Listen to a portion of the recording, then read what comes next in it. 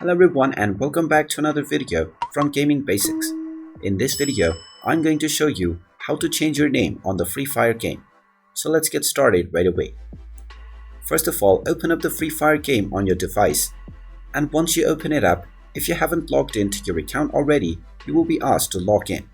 After logging in, using your credentials or your social media accounts, you will be taken into the home page where you will be shown your character. Now, right at the home page at the top left corner, you will also see your username that is set within the game. Now, if you wish to change this, tap on your profile icon or your username at the top left, and you will be taken into your profile. From your profile page, tap on the gear icon at the top right corner, and now you can change your nickname based on your preference. Simply tap on your nickname and you will be allowed to change it. Type in your desired nickname and tap on the OK button, and now you will be asked to spend a few gems in order to change your name.